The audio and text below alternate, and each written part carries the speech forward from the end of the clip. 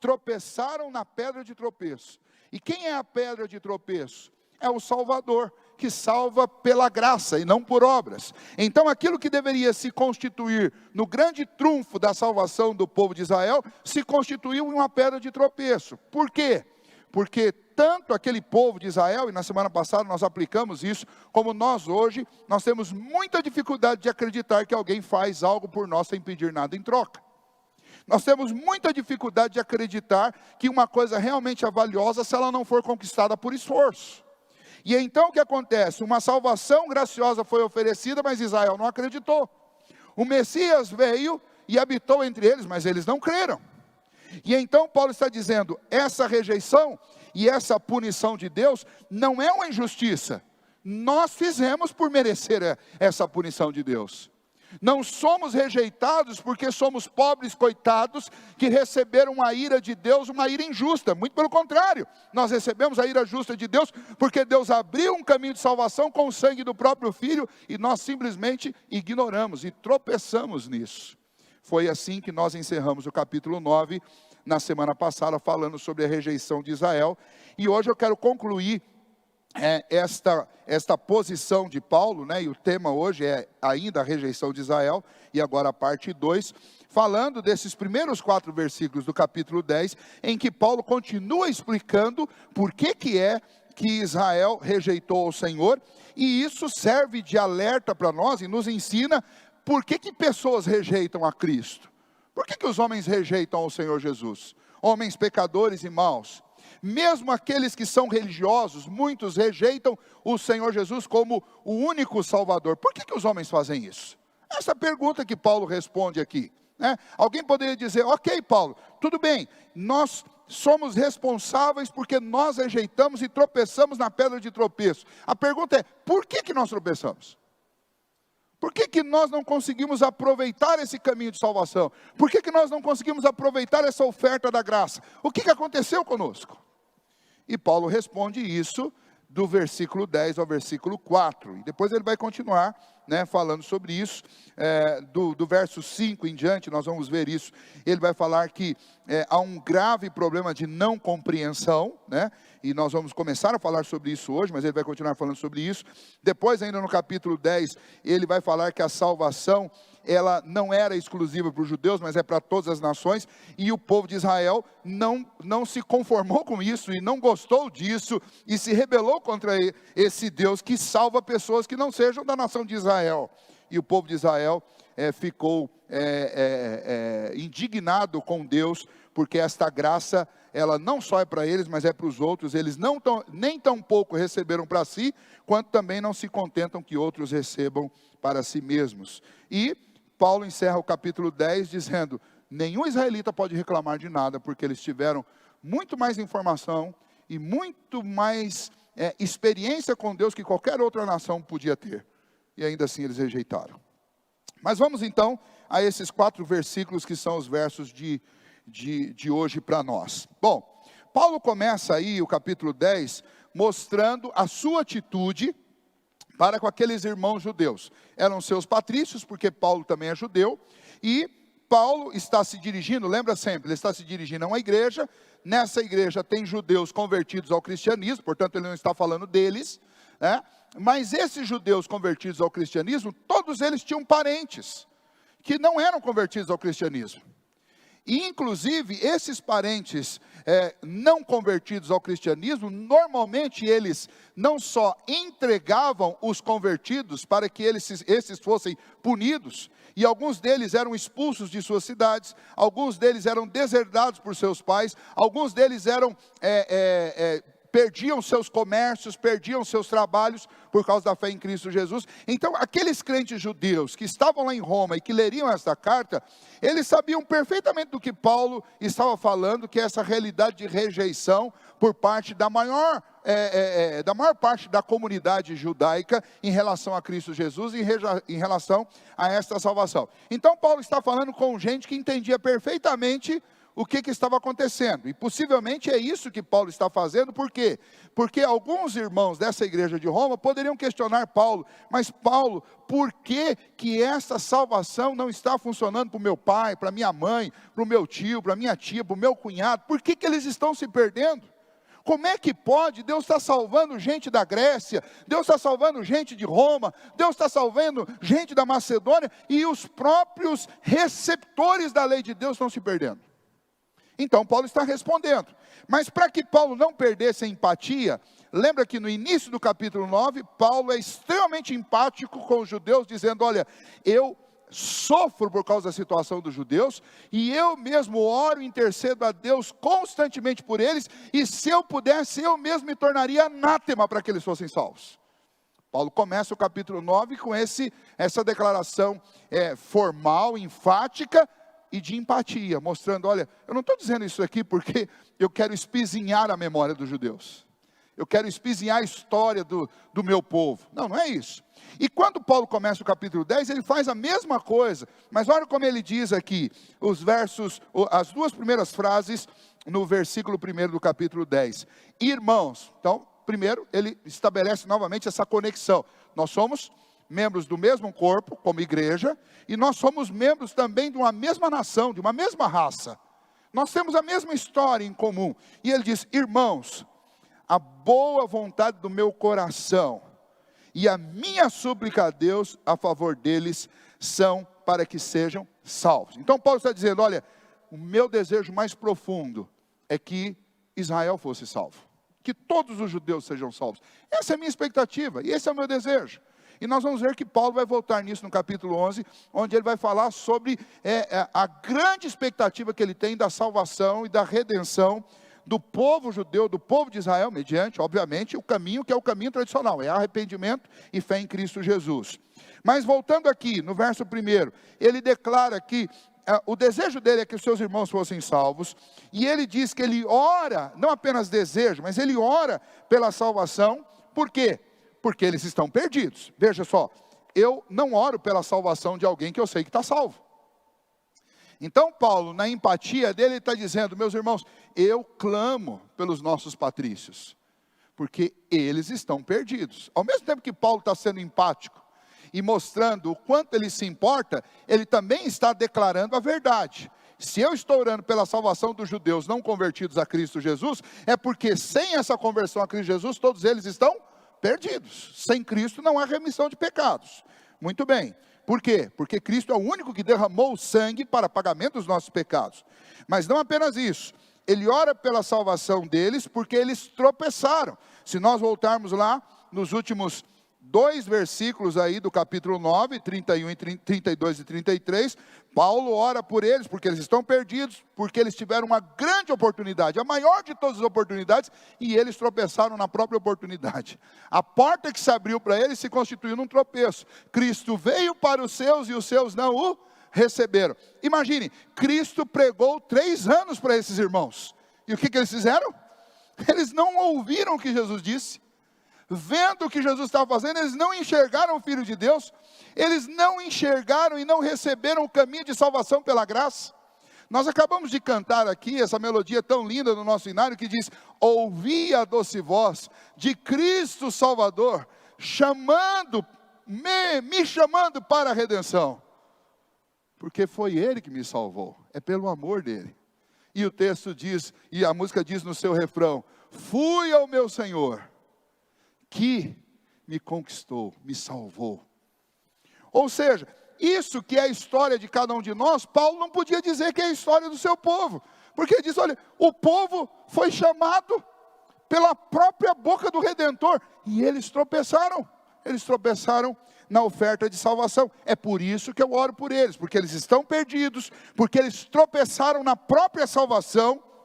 E aí Paulo diz, e eu dou testemunho de que eles sempre foram zelosos e sinceros. Isso é o que é mais dramático. O verso 2 diz, porque lhes dou testemunho de que eles têm zelo por Deus, porém não com entendimento. Vamos entender, por que Paulo está dizendo isso daqui?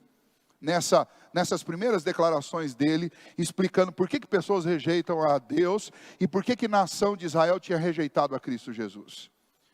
Quando Paulo diz que eles têm zelo, e ele dava testemunho disso, Paulo está falando da realidade em que ele foi criado.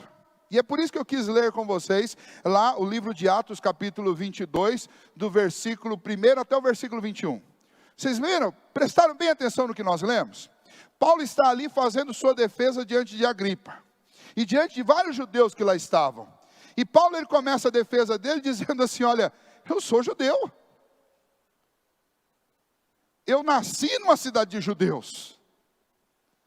E eu fui criado e treinado por um grande líder do Sinédrio, Gamaliel. Ele me ensinou tudo. Ele me ensinou o Antigo Testamento. Ele me treinou na lei. Ele me ensinou as cerimônias. Ele me ensinou os rituais. Ele me ensinou os mandamentos. E ele diz que ele se tornou zeloso naquilo que ele aprendeu. E aí ele faz uma conexão. Se você lembrar lá da leitura, no verso 3 ele diz, zeloso como hoje vocês são. Ou seja, ele estava sendo submetido a um tribunal, e esse tribunal não era apenas um tribunal político, um tribunal do judiciário, vamos dizer assim, mas era um tribunal eclesiástico. Ele está dizendo assim, vocês estão hoje me julgando diante de Agripa, por causa de questões religiosas, e vocês estão fazendo isso porque vocês são zelosos. Então, Paulo não apenas é testemunha por causa daquilo que ele viveu, do zelo que ele tinha com a lei, com o Antigo Testamento, como ele é testemunha do zelo da comunidade dos judeus em relação à lei. Então, Paulo está dizendo para eles o seguinte, vocês são sinceros no que vocês entenderam e são zelosos. O problema todo é que sinceridade não salva, e nem zelo.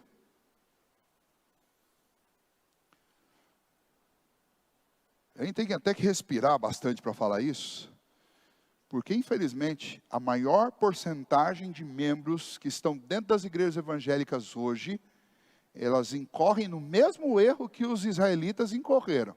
Elas estão aqui achando que serão salvos por sinceridade e por zelo.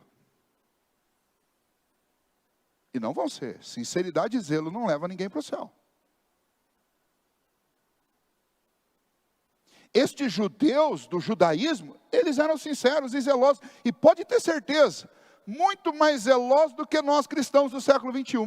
A gente perde longe. Eles eram sinceros? Claro que eles eram sinceros. Sempre no meio tem gente que dissimula, é óbvio. Sempre no meio tem gente hipócrita. O próprio Senhor Jesus disse que tinham muitos ali que não passavam de hipócritas. Sepulcros caiados. Mas esses eram líderes que colocavam um peso sobre as pessoas que eles mesmos não estavam dispostos a praticar. Mas as pessoas que os seguiam e que se submetiam àquele peso que as autoridades do judaísmo, do sinédrio, os fariseus, escribas, os sacerdotes colocavam, o povo que obedecia a isso era sincero. Era um povo zeloso e sincero. No entanto, Paulo está dizendo algo duro aqui. Eu sei do zelo deles. Eu sei da sinceridade deles. Mas eles estão perdidos. Já imaginou?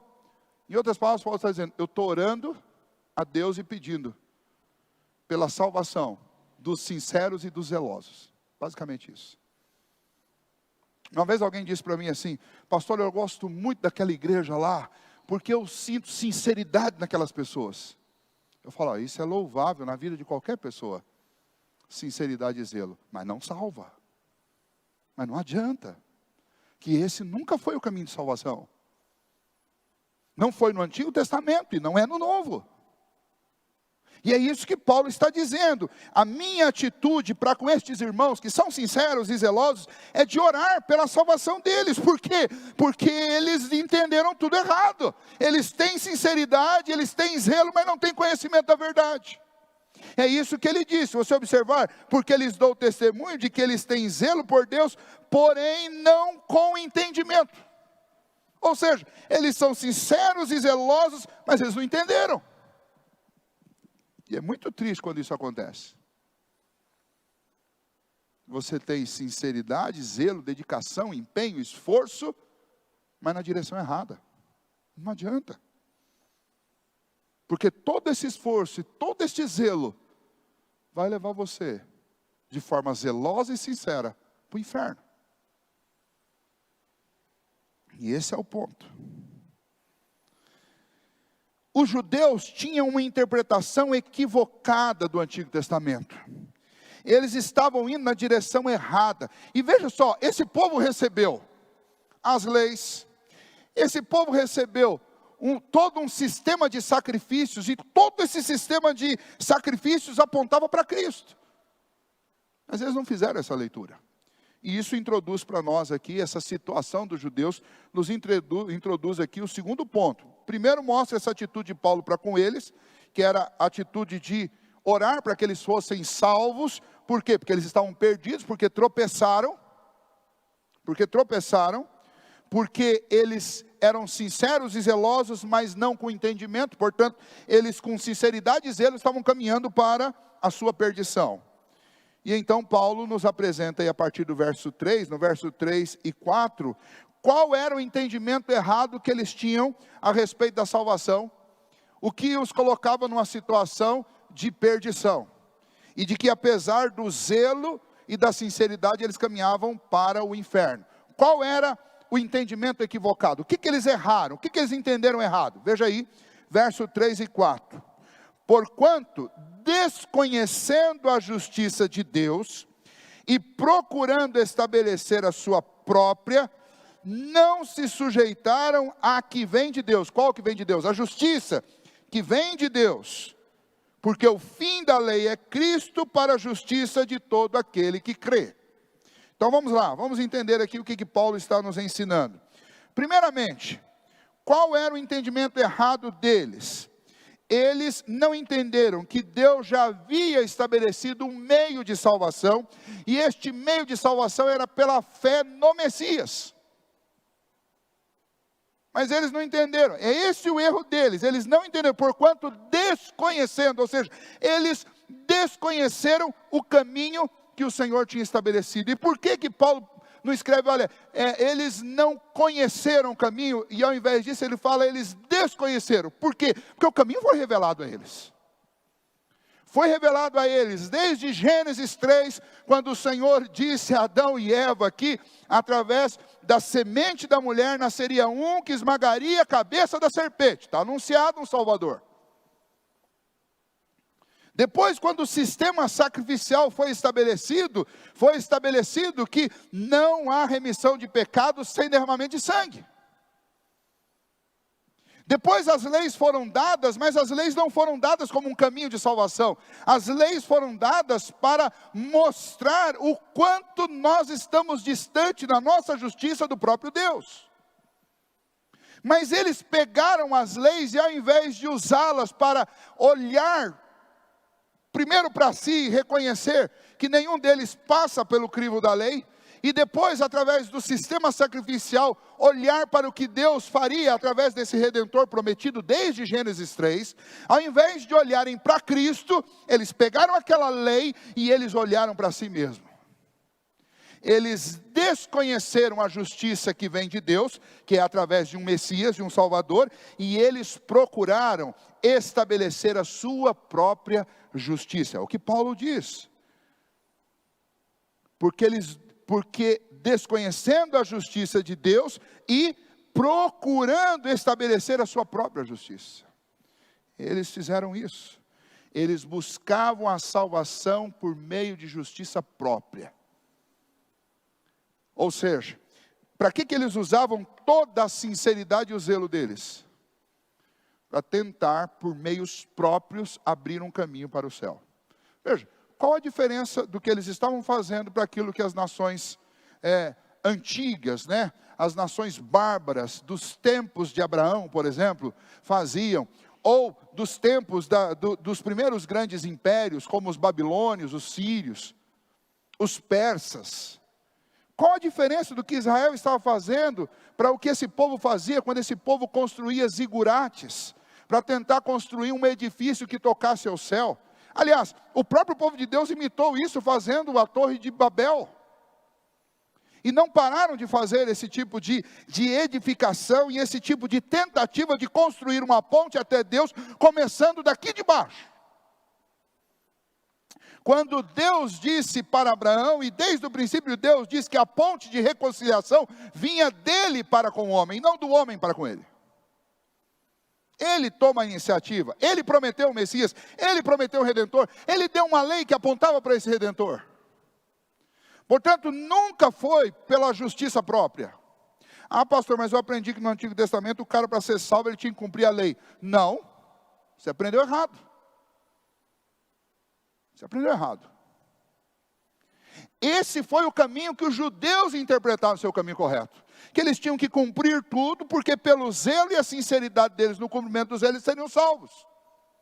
Mas se você lembrar do que nós estudamos lá no capítulo 2 da carta aos Romanos, o apóstolo Paulo deixa muito claro que a lei foi dada para que se calasse a boca de todos os homens.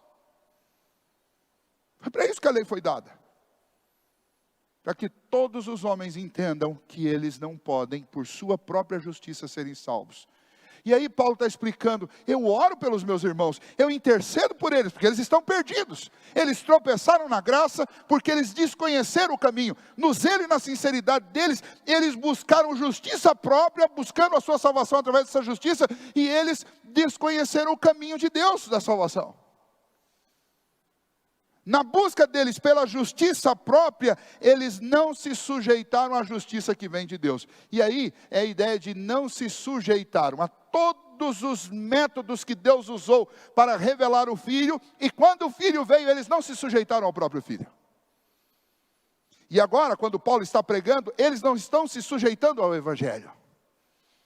Eles têm 12 apóstolos pregando na Palestina e eles não se sujeitam ao Evangelho. Enquanto Israel buscava a salvação pelas obras e não a recebeu, os gentios que não buscavam nada, ouvem o Evangelho e abraçam esse Evangelho. Aquilo que eles não buscavam, eles alcançam pela graça. E o que Israel buscava por sua justiça, ele não consegue. Essa é a situação dramática que Israel está. E então, o apóstolo Paulo, ele... nesse verso, especialmente nesse verso 4, ele continua mostrando isso, e aí no verso 4 ele quer dar uma prova. Bom, alguém poderia perguntar para ele assim, não, qual que é a prova disso? Qual que é a prova? De que eles erraram o caminho, que a sinceridade e o zelo deles está equivocado. E aí Paulo dá a resposta, olha, a prova disso é o quê? Ele diz no verso 4, porque o fim da lei é Cristo, para a justiça de todo aquele que crê. Paulo está dizendo, vocês querem uma prova do quanto vocês entenderam errado? E de que a lei, ela não aponta para um caminho de justiça própria, de meritocracia? Pois bem, vamos lá, vou mostrar isso para vocês. Paulo diz, o fim da lei é Cristo. Bom, aí existe um debate histórico a respeito do significado desse fim.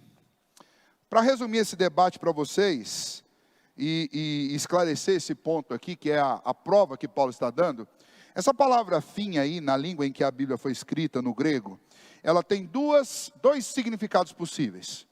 Um deles é o significado de alvo, de finalidade. Eu posso interpretar aí, podia até traduzir essa palavra fim por alvo ou finalidade, e ficaria mais ou menos assim o texto. Porque o alvo da lei, ou a finalidade da lei é Cristo. Essa poderia ser uma forma de escrever isso para a justiça de todo que crê.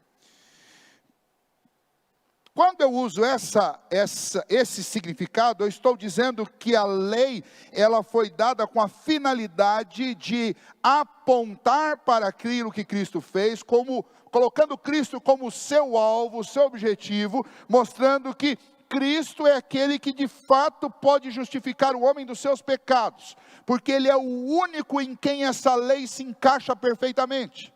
Portanto, Ele é o único capaz de oferecer um sacrifício pelos outros, uma vez que Ele não precisa de sacrifício pessoal, porque Ele é santo. Ele está aprovado pela lei.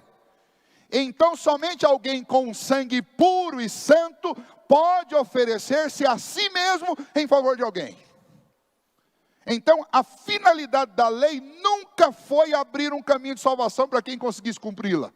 A finalidade da lei sempre foi apontar para o único que tem capacidade de cumprir essa lei, para que ficasse claro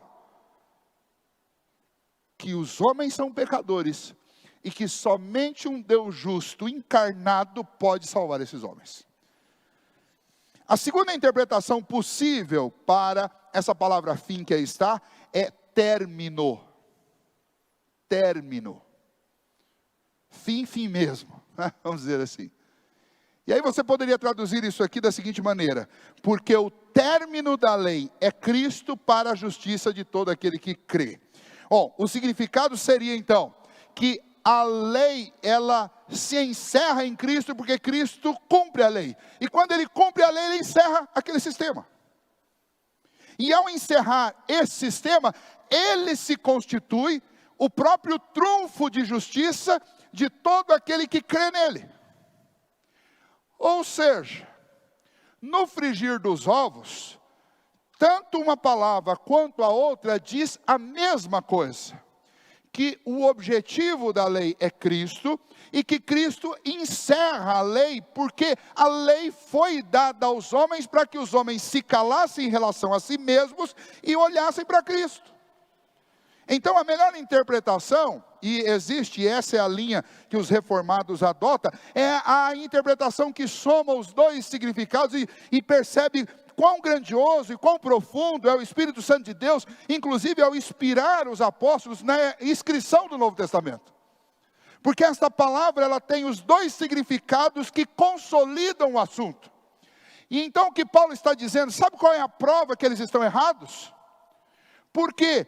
Porque se eles estivessem realmente sendo zelosos com a lei, sinceros, e tivessem entendido a função da lei, quando Cristo viesse e cumprisse a lei, eles iam dar glórias a Cristo, eles iam se render diante de Cristo, e eles iam ver completada a salvação que eles sempre esperaram.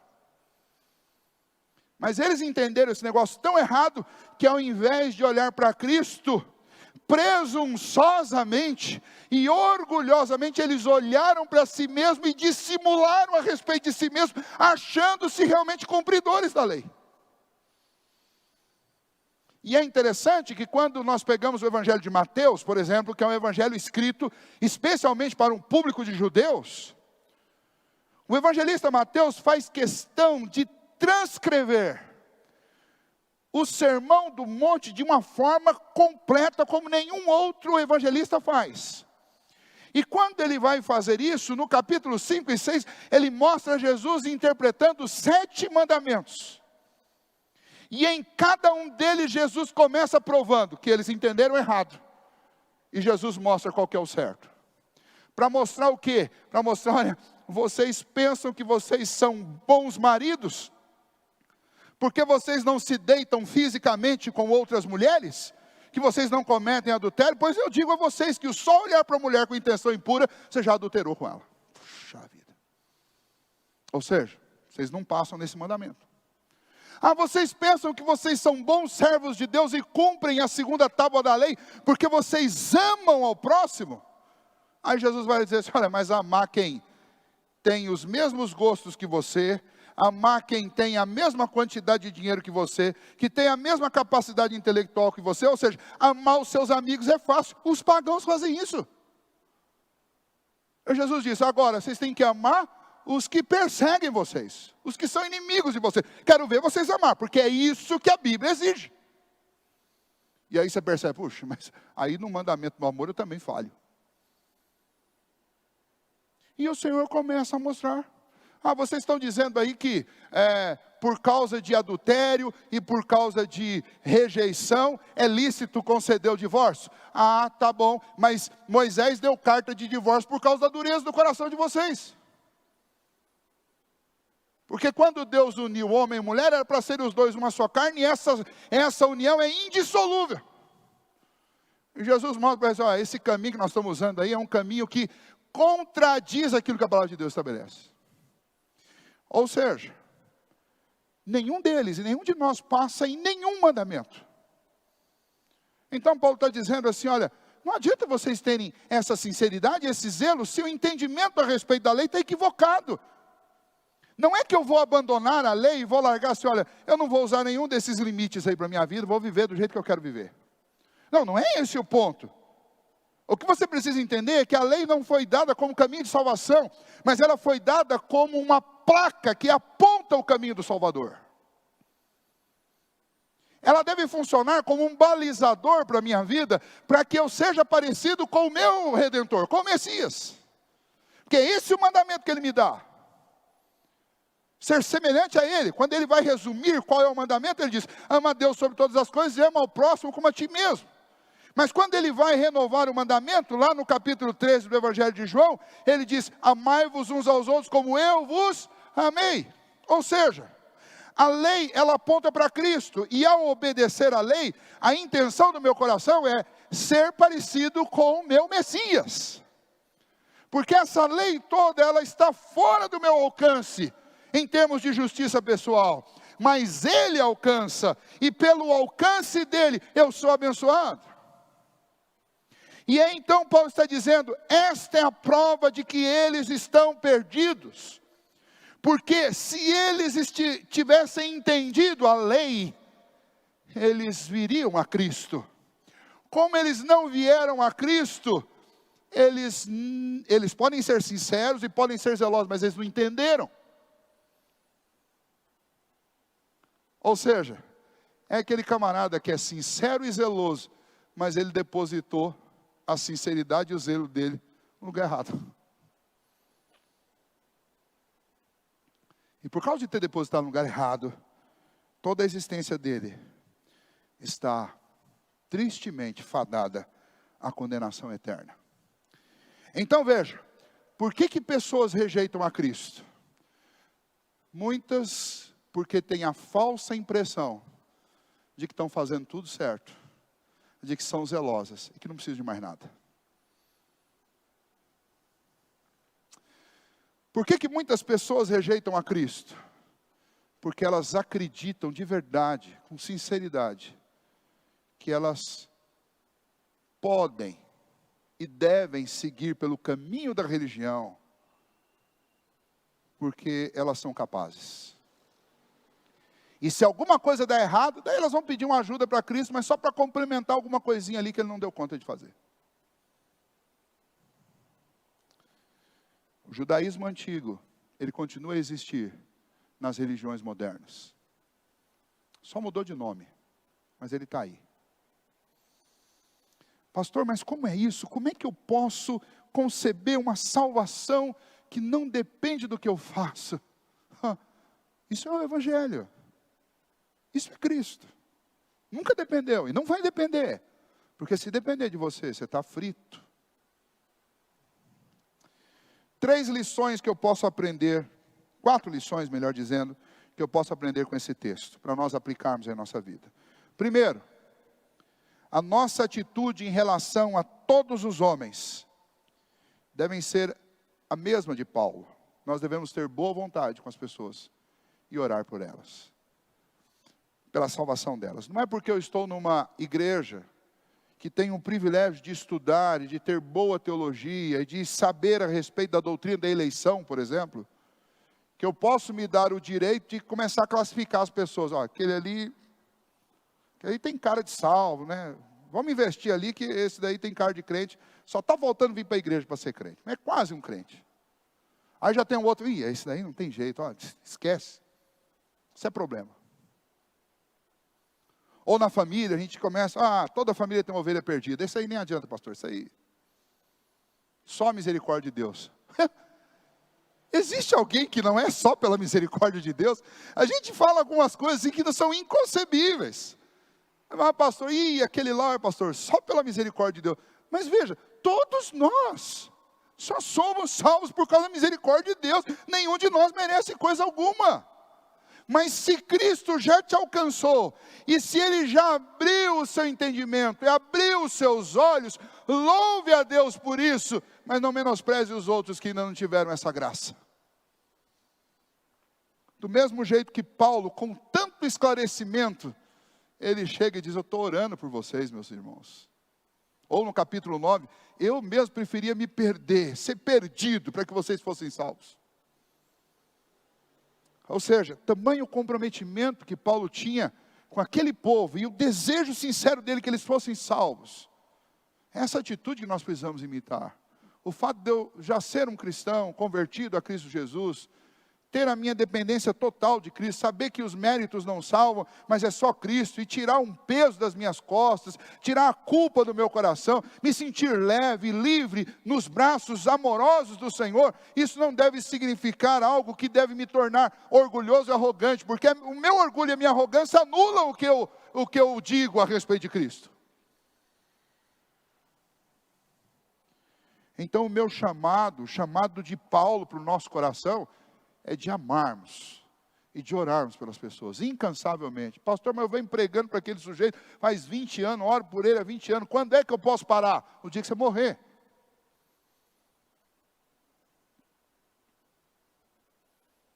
O dia que você morrer. Então a primeira lição, a nossa atitude em relação aos homens, independente de qual estágio de entendimento, pastor, mas e a soberania de Deus, e a eleição? Isso é de Deus, isso cabe a Deus, não cabe a mim. Uma vez eu estava dentro da igreja, vou falar o nome, vou dar um adjetivo, um pastorzinho, e quando eu falo pastorzinho, eu estou falando no pior sentido possível.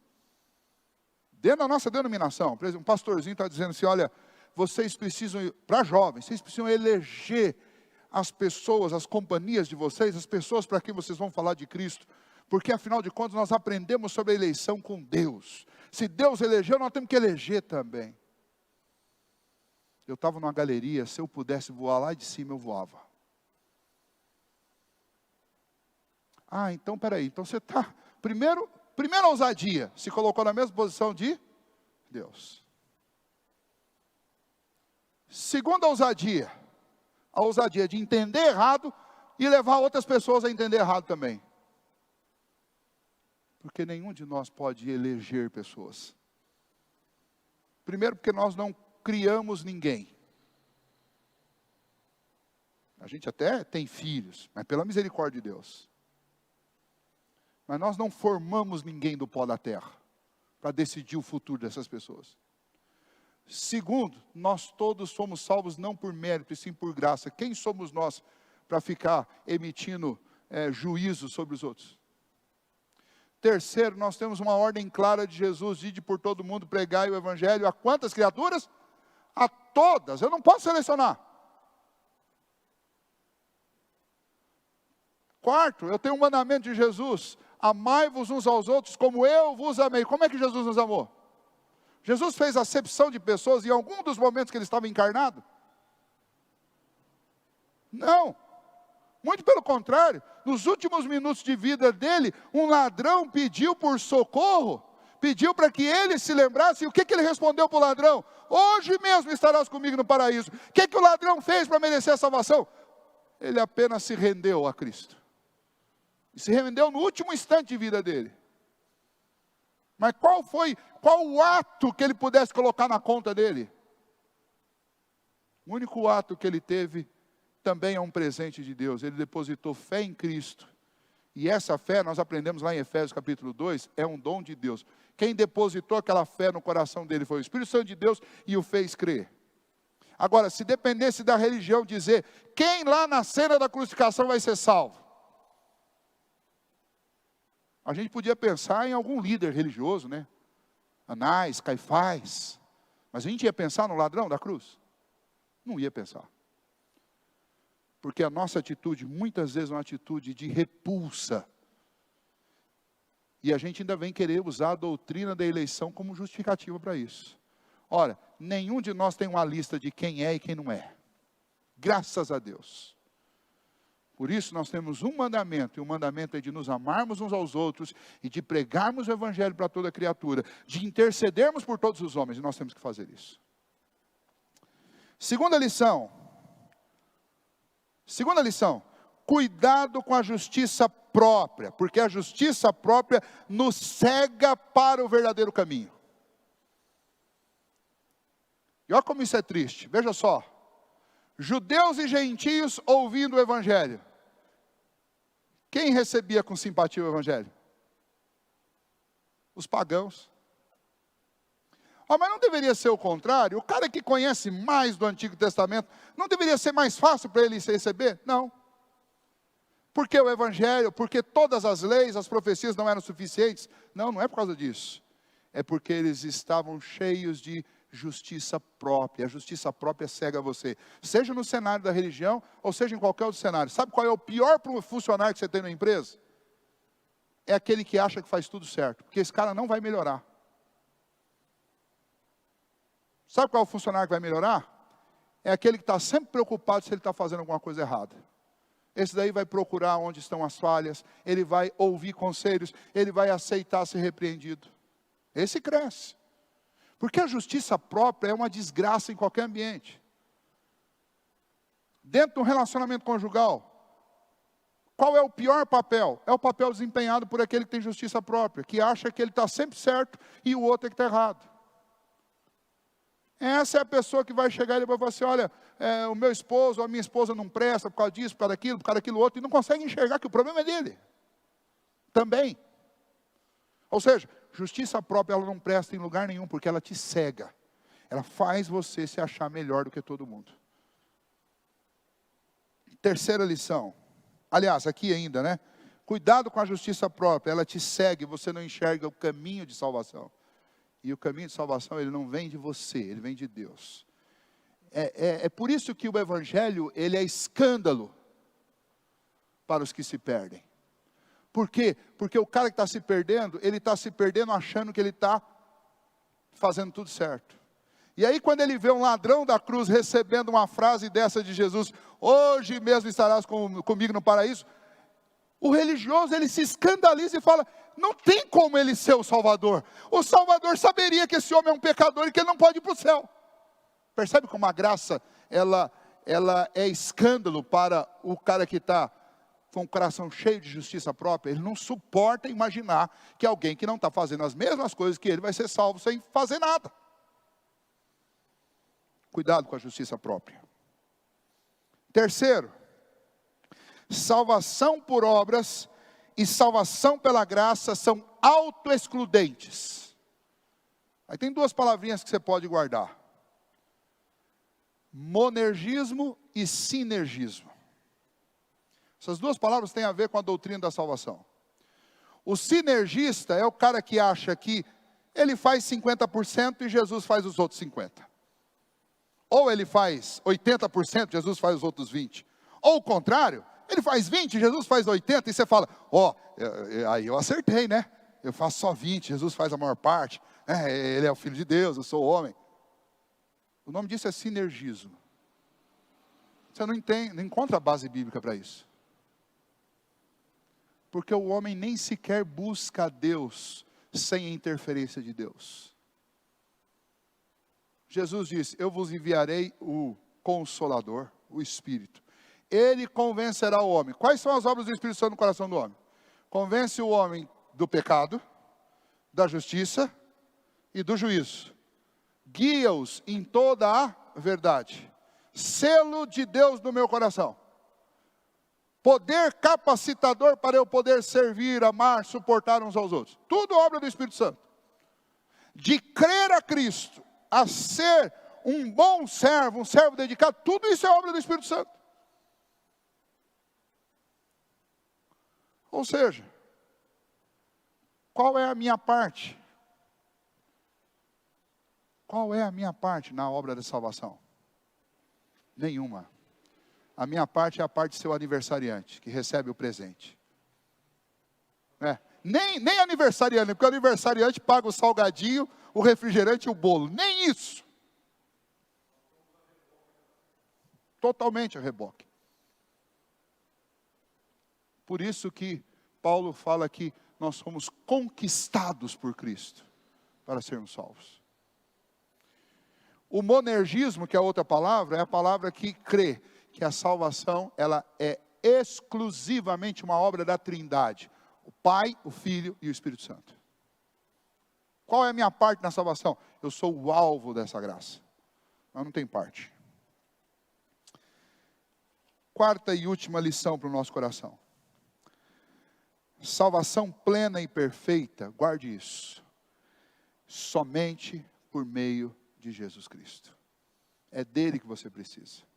Nessa igreja nós servimos a Ele, mas essa igreja não salva você. Então eu não posso dizer para você, ó, vem para essa igreja que você vai ser salvo. Eu poderia dizer por que nessa igreja você vai conhecer a verdadeira salvação. Porque aqui a gente só prega a Cristo, mas não é a igreja que te salva. A verdadeira e plena salvação, ela só é possível por meio de Cristo Jesus. Ah, pastor, mas eu estou ouvindo isso aqui, mas o senhor acabou de falar que o Espírito tem que me convencer, que é por meio de Cristo. Eu vou te dar uma notícia maravilhosa. Você só está assistindo isso até aqui, e ouvindo isso até aqui, porque o Espírito Santo está te mantendo firme aí no banco, ou firme aí na internet para assistir até agora. Senão você por si mesmo não ficaria.